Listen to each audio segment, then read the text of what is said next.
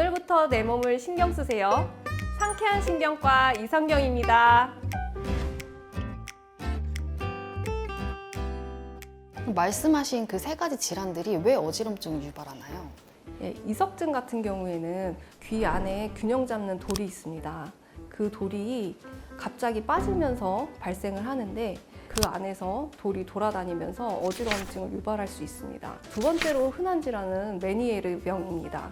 많이 들어보셨겠지만 메니에르 병 같은 경우에는 특징적으로 청력이 떨어지거나 이명이 동반하는 경우가 많고 귀에 물이 들어간 것 같은 혹은 높은 곳에 올라가면 귀가 먹먹해지는 증상과 같이 이 충만감을 함께 느낄 수 있다는 것이 특징적입니다. 다음은 이제 전정신경염에 대해서 말씀드리겠습니다. 전정신경염은 귀와 뇌를 연결해주는 신경입니다. 한마디로 귀에서 만들어진 신호를 뇌로 보내주는 신경줄이고요. 그 신경에 문제가 생기면 어지러움증이 발생할 수 있습니다. 아직은 전정신경염의 원인이 뭔지는 정확하게 알 수는 없지만 흔히 생각하는 것은 바이러스 감염이 아닐까라고 생각하고 있습니다. 그래서 전정신경염 발생 전에 감기나 배탈, 장염 이런 거를 앓고 나서 이제 전정신경염이 생기는 경우가 많고 정신적으로 스트레스를 많이 받으셨거나 육체가 너무 피곤하실 때, 즉 과로하셨을 때 전정신경염이 발생하는 경우가 흔합니다. 전정신경염의 어지러움증은 가만히 있어도 세상이 빙글빙글 도는 듯한 극심한 어지러움증이 특징적이고 최소 3일에서 일주일 이상 지속되는 좀 이전에 말씀드린 이석증이나 메니에르보다는 지속기간이 상당히 길다는 게 특징적입니다. 비교적 회복은 잘 되긴 하시지만 그 7일 정도의 시간이 지나도 걷거나 활동하는 것이 좀 부자연스럽게 느껴질 정도로 회복이 더딘 경우도 가끔 있으십니다. 원장님, 많은 환자분들이 이석증과 메니에르를 헷갈려하는 경우가 되게 많아요. 그리고 또 뭐 같은 거 아니야? 라고 하신 분들도 많은데 이 두 질환의 좀 차이를 설명해 주실 수 있을까요? 가장 쉽게 판단할 수 있는 것은 이석증은 체위를 변화할 때, 즉 내 몸의 위치가 변할 때 갑자기 팽 도는 어지러움증이 매우 특징적입니다.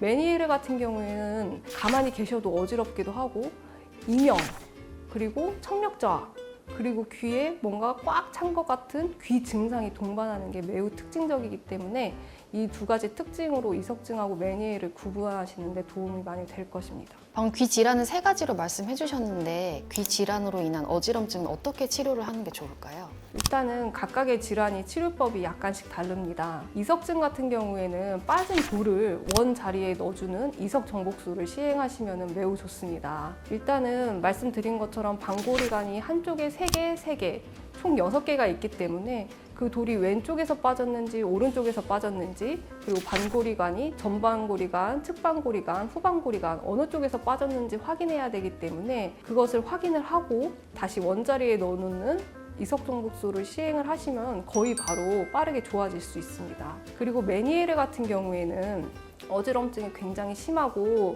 청력 증상 그리고 이명, 이충만감이 동반하기 때문에 환자분들이 느끼시는 고통은 더 심하고 그 공포감도 더 큽니다.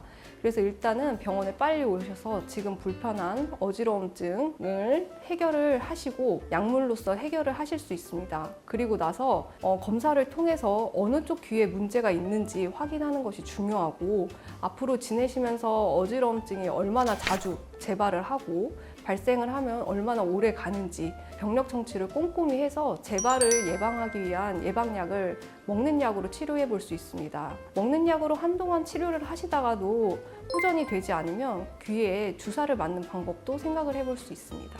원장님 방금 이석증이 이게 뭐 누워있다 일어나면 어지럽다 말씀해 주셨는데 그럴 경우 저도 종종 있었거든요. 그럼 저는 기립성 저혈압이다 이렇게 말을 하는데 다른 질환인가요? 그 환자분들께서도 많이 궁금해하시는 것이고요.